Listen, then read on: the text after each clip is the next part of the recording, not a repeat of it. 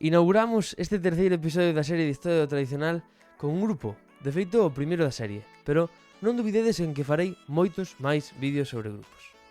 Como dicía, o grupo que ten o prazer de ser o primeiro desta serie é... Dios, que raro que é todo o prazer de ser. Fora bromas, vamos a meternos na materia. O grupo do que vamos a falar neste vídeo é Gaiteiros do Areal. O cabecilla do grupo Gaiteiros do Areal foi Ramón Sumai Conde, que naceu o 17 de novembro de 1917, no Areal, lugar do concello de Catoira pertencente á parroquia de Dimo. O máis vello de 8 irmáns, 4 homes e 4 mulleres. Xa dende cativos, todos os irmáns amosaron o seu gusto e habilidade para a música. Ramón aprende a tocar a flauta cando tiña 8 anos e aínda ia á escola, a mans do seu tío Estevo, que vivía con eles na casa familiar, instrumento ao que logo lle collería o xeito. O propio Ramón deixa escrito que é nesa época cando comezou a tocar a caixa, acompañado dun gaiteiro chamado Luciano. Íamos tocar os domingos pola tarde a Cordeiro, dicía textualmente Ramón. A primeira gaita, propiedade deste, aínda novo gaiteiro, sería regalada polo crego da parroquia, o pai Anselmo. Gaita a que un día, sen querer, lle reventou o fol o tío de Sumai, o que desembocaría nunha choreira exagerada do mozo, como o propio Ramón explica no seu manuscrito. Aínda con todos os acercamentos que Sumai tivera xa coa música tradicional, non é ata que ten 12 anos que aprende a tocar a gaita e ten como mestre a Agustín Lorenzo o Carabineiro, músico autodidacta, só 7 anos máis vello que el. E arredor de 1930, Ramón incorpórase ao grupo de Agustín, os Airiños de Campelo. Esta incorporación foi gracias ao gaiteiro de Soutelo que, segundo relata o propio Agustín, un día tocando con Avelino Cachafeiro, o gaiteiro de Soutelo, este recomendoulle que tocara con outra gaita, e así sería como Ramón acabaría por ser a nova incorporación do grupo. Desta anécdota contada por Agustín, podemos afirmar que unha das grandes achegas á música tradicional por parte de Avelino Cachafeiro foi a de fixar o dúo de gaitas como unha formación instrumental común dentro da nosa cultura, nacendo así o coñecido cuarteto ou quinteto tradicional como agrupacións de carácter frecuente. O bautismo de Ramón como un gaiteiro aclamado tería lugar na romaría que se celebra no Monte San Cibrán, acompañado por Agustín, que tocaría a gaita a dúo con el, e os percusionistas José e Eduardo Loureiro, a caixa e ao bombo respectivamente. Estes percusionistas acabarían por marchar do grupo e pasarían a ser sustituídos polo irmán de Ramón, Tito Sumai, á caixa e Alfonso Díez o Zapateiro ao bombo. Nese momento, o grupo que antes se chamaba Airiños de Campelo pasa a ser coñecido como Brisas do Río Ullo. Coa chegada da Guerra Civil, a carreira musical dos Brisas veríase fortemente interrompida. Con tan só 19 aniños, Ramón Sumai debe de incorporarse ás filas, na véspera de marchar á fronte ao amencer. Aínda así, a sorte do grupo dos Brisas está en que todos os demais líbranse da guerra, o que lles permite seguir tocando, animando as romarías e no lugar de Ramón estará agora de maneira temporal o seu terceiro irmán, Agustín Sumai, que empezará tamén a desenvolverse como músico. Despois da guerra, Ramón volve ao grupo, e son os anos 1940, 41 e 42 nos que o cuarteto volve a recuperar esa sintonía musical que fora arrebatada polo conflito bélico. Tito aseguraba que tiñan festas a escachar, porque non había moitos gaiteiros. Como en todos os grupos, incluso na actualidade, sempre hai desacordos e discusións e o grupo de Ramón Sumai non ia ser menos. No ano 1943 produces unha forte discusión entre os membros do grupo pola gran cantidade de erros cometidos durante unha actuación. De feito existe a lenda de que despois dese enfado o bombo e a caixa acabaron rolando costa abaixo polo monte. Esta discusión por unha mera cuestión técnica dunha peza moi exixente é relativamente importante, xa que nos di que estes 4 músicos non se conformaban con tocar, senón que buscaban facelo ben, buscaban a perfección. A partir dese momento, as carreiras musicais dos gaiteiros Agustín Lorenzo e Ramón Sumai tomarán camiños separados. Sumai decide formar o seu propio grupo, xa cos Brisas Tito amosara interese por tocar a gaita, así que os Sumai mercarán unha gaita a un gaiteiro chamado Valerio para que Tito Sumai se encargue da segunda voz do cuarteto. Alfonso Díez o Zapateiro decidirá seguir tocando o bombo con eles e o terceiro dos irmáns Sumai, Agustín, será que encolla as rendas da caixa. Para poñerlle nome, Ramón que cree que este debe homenaxear ao lugar de onde veñen, o Areal, Por eso mesmo bautiza o grupo co nome dos Areiras. Alfonso terminaría por deixar o grupo debido á incompatibilidade de ensaiar e traballar no seu posto en Cedonosa, unha das empresas máis importantes de Catoira. E entón, en torno a 1957, cando o bombo pasa a estar en mans dos irmán máis pequeno da familia, Eugenio Sumai. A afección musical do Sumai non era exclusiva dos homes, xa que dúas irmáns, Consuelo e Victoria, tiñan fama de grandes cantareiras e mesmo acompañaban ao grupo de Ramón cando estes tocaban nas festas do San Antonio de Dimo. Eugenio Sumai tamén destacaría como pandereteiro e pola súa gran habilidade para o asubío. Contan que o quixeron levar a un programa da televisión española, pero o propio negouse afirmando que o traballo e logo o resto. Aínda así, anos máis tarde tería ocasión de lucirse no programa da televisión de Galicia, O Lugar. Dios mío, todo o mundo pasou polo Lugar. Isto é a hostia. En fin, a gaita de Ramón estaba construída por Constante Poceiro e contaba cun punteiro en do brillante, o favorito de Sumai, e co que compoñería a muñeira do areal. Sen dúbida, a peza máis importante e coñecida do grupo dos Areiras, que gravarei nun próximo vídeo. Como o seu punteiro non afinaba ben co de Tito, decidirán mercar un a Poceiro. Os foles das gaitas eran fabricados por eles mesmos, de pel de carneiro. Aproveitando as matanzas, curtían a pel con cal e despois suavizábana. O invento dáballes un resultado aceptable, pero tiñan numerosas fugas de aire de maneira recurrente e recurrían a parchear eses pinchazos de maneira moi repetida. No caso do grupo, o problema agrandábase, porque como tamén cantaban, necesitaban grandes foles que lles permitiran non ter que estar soprando cada pouco. Por eso mesmo, deciden cambiar de material e encárganlle a un zapateiro que lles faga uns fols de goma. Con estes aforraránse o problema de ter que parchealos porque evitarán por completo o problema das fugas, pero pronto se decatarán de que, como non transpiraban, encharcábanse de auga, estropeando a madeira das palletas e a cana dos pallóns. Para evitalo, Ramón idea un sistema dun tubo cunha esponxa e unha billa para poder evacuar a auga condensada de maneira periódica. Aínda que a acumulación desta humidade seguía a desafinar a gaita.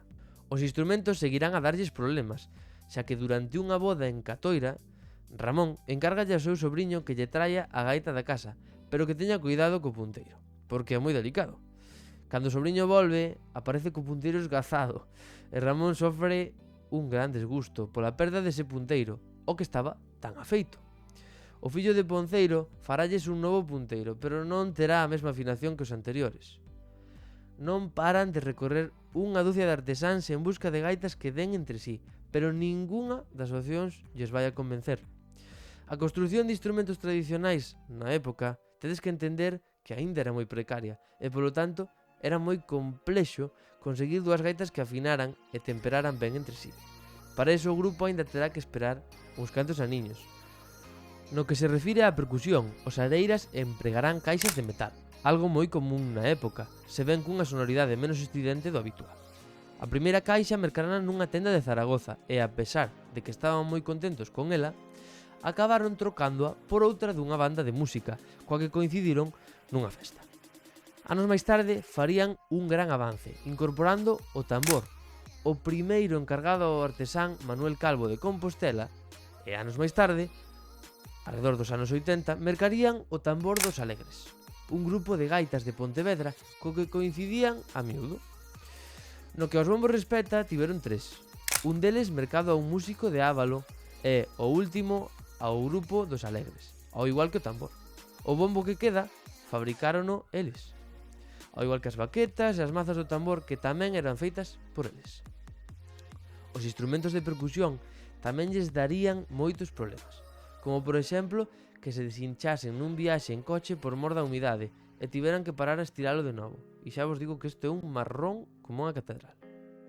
As palletas eran un problema moi serio para eles, porque se aínda temos problemas gaiteiros actuais coas palletas, para eles na época que estaban cos poucos instrumentos que tiñan para facer un traballo de calidade, os problemas volvíanse moito máis complexos que na actualidade. Por certo, farei un vídeo de palletas dentro dun tempo tamén.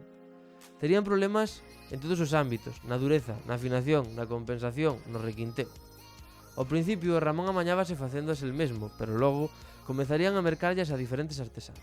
Os paños dos roncos daban menos problemas e tamén estaban feitos por Ramón Sumai, aproveitando as canas dos foguetes das festas. O grupo viaxaba sempre coa súa caixa de palletas e antes de cada concerto, mesmo no monte, ocupábanse de tocar unhas pezas para afinar e quentar. Como dato curioso, ao principio era o propio Ramón Sumai o que se encargaba de afinar as dúas gaitas, tocando unha en cada man para ir axustando cada nota no seu ton, o cal non aseguraba que, claramente, tempo despois de empezar a tocar, houbera que volver a tocar na palleta e repetir o procedimento por desaxustes por culpa da temperatura. Ramón era un gaiteiro riquísimo en canto a experiencias e anécdotas de aventuras. El incidía sempre na dureza do oficio, tendo que camiñar longas distancias pola ausencia de medios de transporte, pasando días sen dormir por teren que enganchar a festa do día anterior coa do día seguinte, dormindo en palleiras cando tiñan que tocar 2 veces no mesmo sitio. Ramón mesmo conta anécdotas de repetidas veces que se vían obrigados a cruzar o río Ulla por seren a fronteira natural entre Rianxo e Catoira, afirmando que unha vez non afogan de milagro, intentando cruzar o río pola noite. Eran moitos no barco e este empezou a fundir, obrigándoos a cruzar o río nadando, estragándose así as palletas e perdendo a gaita corrente abaixo. Ese día conta que chegou a casa todo mollado e que todos os da familia lle axudarían a secar a roupa, debido a que o día seguinte tiñan que tocar en Guillán. De aquí sacamos outra conclusión, que Ramón, na súa carreira musical, sempre estivo apoiado pola súa familia, tanto de pais, irmáns, muller e fillos. Ramón casaría con Francisca Rei, da que enviuvaría moi novo, tan só con 27 anos, e volvería a casar tempo despois con Amparo, coa que atoparía un apoio incondicional en canto ao traballo de gaiteiro se refire. Ramón conta que daquela as actuacións eran de carácter moi improvisativo, porque os contratos acordábanse na propia festa. Eran de carácter verbal e apuntábanse nun simple caderno. Comían moitas veces nas casas dos da comisión de festas e dormían onde podían, relata Sumai. Incluso afirman que ás veces confundíanse de casa e comían na de outra comisión e aseguraban que teñen anécdotas divertidas e para recordar, como o encontro cun crego, o de Campaña, que Seica cantaba moi ben.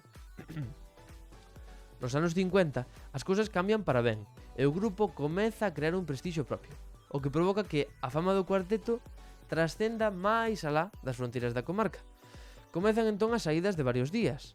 A Marín, a Boiro, a Ribeira. En 1957 fan a súa primeira viaxe polo norte de España, a Gijón, contratados polo Centro Gallego para tocar ali os días 24 e 25 de xullo. Ramón relata que cree que o fixeron bastante ben, porque foran contratados para 2 días, pero ao final acabaron por botar 9. Un gran avance para eles neste momento é a utilización do coche como medio de transporte, que agora sustituirá as pernas. A mediados do século XX era casi imposível vivir só de ser gaiteiro, por moi bon gaiteiro que foras, o que obrigaba aos músicos a desenvolver actividades moitas veces relacionadas coa economía rural. No caso dos areiras, Ramón debe compaxinar o traballo de gaiteiro co de carpinteiro en varios lugares, ata quedar fixo na empresa Cerámica de Catoira, onde tamén traballarán Tito e Agustín. E teñen sorte porque os responsables permítenlles aos gaiteiros coller períodos de excedencia, fundamentalmente nos meses de verán, para que estes poideran desenvolver o seu traballo de gaiteiros tamén. Sen embargo, a Eugenio complicaránselle máis as cousas, xa que terá o segundo traballo en Pontecesures, a demasiada distancia de Catoira como para seguir tocando no grupo, o que lle obriga a deixalo atrás. Durante un pequeno período de tempo, os areiras ficharán a Pepe o Carreiro, para que se encargue do grupo, aínda que despois pasará a formar parte dos Brisas do Río Ulla. Acabarán por atopar entón con Manuel Isorna, o home encargado do bombo ata a disolución do grupo. Os mellores anos do grupo son descritos por Ramón de maneira literal así. Fomos tendo moitos éxitos. Tocábamos e cantábamos coas gaitas a dúo e non dábamos abasto facendo festas e romarías. A comezos dos anos 60, o taxista Manolo Busto ofrécelles a posibilidade de ser un encargado de levar o grupo onde fixera falta, e é con el con quen percorrerán media Galicia. O taxista implicarase tanto no grupo que acabará por coller o bombo cando Manuel non pode ir, ou tocando a pandeireta convertendo así o cuarteto nun quinteto tradicional. Manuel Busto refírese a estes anos como unha época moi bonita, entre outras cousas porque alá onde ían os areiras eran moi queridos. O dúo Ramón Tito funcionaba a perfección, Se o primeiro destacaba pola súa capacidade creativa e o seu virtuosismo coa gaita, o segundo aportaba tamén moito co seu excelente oído musical, importantísimo á hora de buscar a afinación das dúas gaitas. O bo oído resulta fundamental nesta época na que os gaiteiros non saben solfexo e o repertorio construíse a base de gravar pezas e personalizadas ao propio gusto e estilo. Na época, ter un grande repertorio era fundamental, xa que non se trataba de tocar ti só. Probablemente terías que tocar con outros gaiteiros ou cunha banda, co cal, o mellor para poder cadrar e que todos souperan as pezas era ter un repertorio moi amplo, desexar que as que ti te sabías tamén as souberan os que ían a tocar contigo e así. Ramón, Tito, Agustín e Castro desenvolven nesta época toda a súa capacidade musical. Agustín lembra a emoción que, ao extremo das vaguas, sentiron facendo unha festa en Rianxo. Ramón inventou un baile mentres facíamos a alborada e cando estaba tocando comezou a chorar. Eu tamén. Mentres me dicía, sácolle palabras á gaita. Tito garda un recordo especial dunha actuación na que dispuñan de amplificación. Daba gusto tocar ali. Nós tiñamos contrato hasta as 8, eran as 9 e tratamos de marchar, pero non nos deixaban. Querían que renováramos o contrato. O día seguinte tiñamos que ir á fábrica. Levábamos xa 10 ou 12 días sen ir. Formouse unha tronada e había que atravesar os picos de Europa todos. A fulana que tiña que pagar non quería pagar, que había que tocar un par de horas máis, polo menos. A xente toda a escoitar nos balcóns. Os areiras viven os seus días e anos de gloria. As pezas tradicionais cantadas tamén conformaban unha parte importante do repertorio dos areiras. Xa dicía o propio Agustín Sumai. O que nos daba moita vida era cando cantaban Tito e Ramón. O propio Ramón defendía no seu manuscrito que eran como unha atracción, porque cando subían ao palco e empezaban a tocar, a xente subía ao palco tamén e facían que vencera co peso, pero de maneira literal. Contan anécdotas de concertos onde se rompeu o palco por non poder aguantar o peso de toda a xente que se poña en riba del, como en San Lorenzo de Mosteiro, Asados e Bastavales. E non só eran os palcos os que rompían, tamén carros utilizados coa mesma función que os palcos. O alto nivel de perfeccionamento dentro dos integrantes do grupo marcou a personalidade do cuarteto. Nando Casal, gaiteiro do grupo Milladoiro, fala de Ramón como un home que tiña moita clase en todos os sentidos. A pesar de que ningún grupo puidera vivir só da gaita, Ramón tomábao como a un traballo e cuidaba ata o detalle máis mínimo. Na música, como xa vimos antes, percibíase ese ansia de perfección, pero o máis claro exemplo da búsqueda desa actuación o máis pulida posible era a seriedade dos ensaios.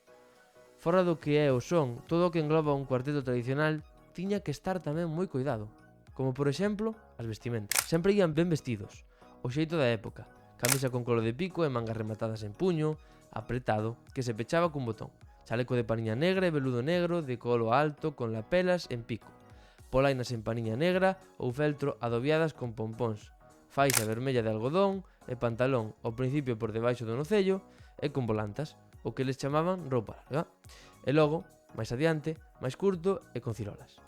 Máis tarde vestirán chaqueta, unhas chaquetas negras de veludo especialmente vistosas. Contaban con varias mudas para andar sempre curioses, aínda que tiñan que estar fora da casa varios días seguidos.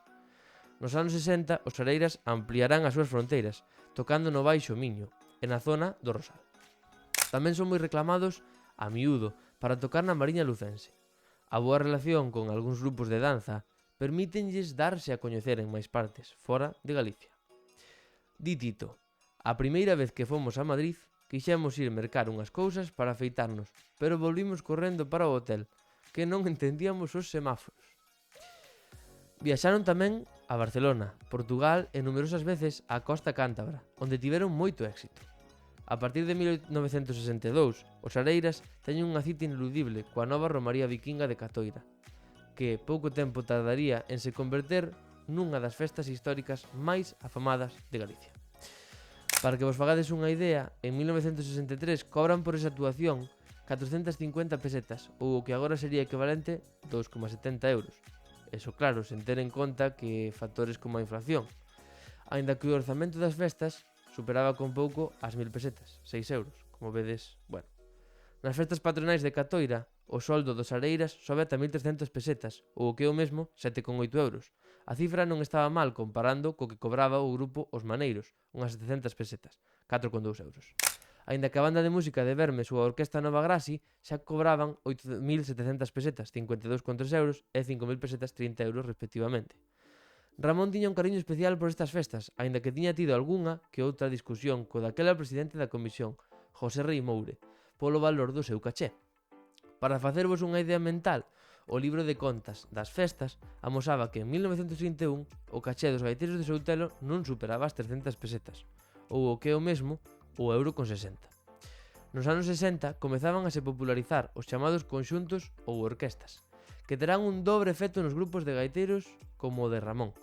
Por unha parte, aliviaránlles o traballo, xa que a gaita queda enfocada máis a amenizar as verbenas, pero por outra parte contribúe a relegar a música tradicional, facendo que esta mesma perda interese, como afirma o propio Tito Sumai coa seguinte frase: a xente nova xa non lle gustaba a gaita para bailar.